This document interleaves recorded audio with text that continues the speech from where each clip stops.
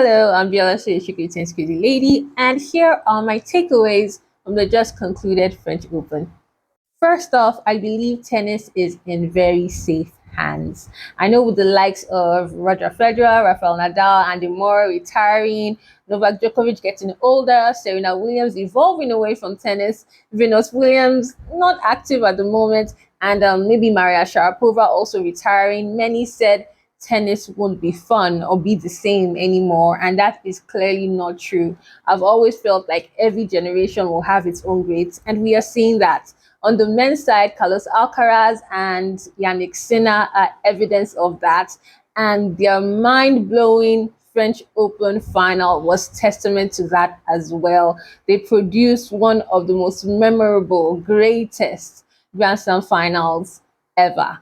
I will not forget that in a hurry. I am still not over it. On the women's side as well, it is so competitive at the moment. We have the likes of course, Iga Swiatek, Coco Gauff, and Arina Sabalenka. Jessica Pegula is there. The very young Mirandreva also coming up as well. So tennis will be just fine. The sport is always going to be just fine, even after this particular generation goes.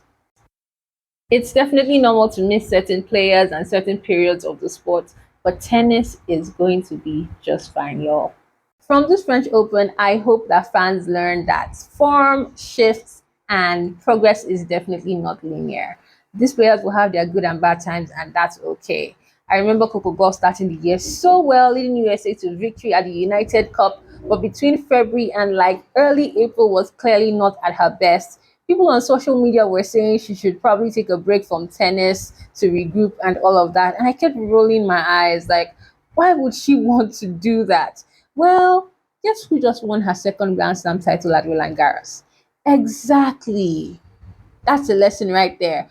Iga Swiatek has been the most dominant player on the WTA tour for the last like 3 years. She is a five-time Grand Slam champion, had a 37 match winning streak at some point, but is currently in a bad place. She is down to world number 7, hasn't won a title or reached a final this year, but that doesn't mean she's not going to come back. And that definitely doesn't take away all she has achieved in these last couple of years. So I think fans really should learn to cut these players some slack.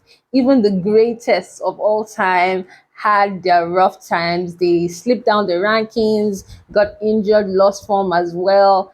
That is absolutely normal. And when you think about it, I don't think the sport is going to be as fun if there aren't some twists, turns, and surprises along the way. So it is what it is. Another takeaway is that the players will disappoint us sometimes on and off court, and that's because they are only human after all. I was and still am utterly disappointed by some of the things that Arina Sabalenka said during her post-match press conference after losing to Coco Gauff in the final. And I think she dropped the ball big time, especially as a world number one.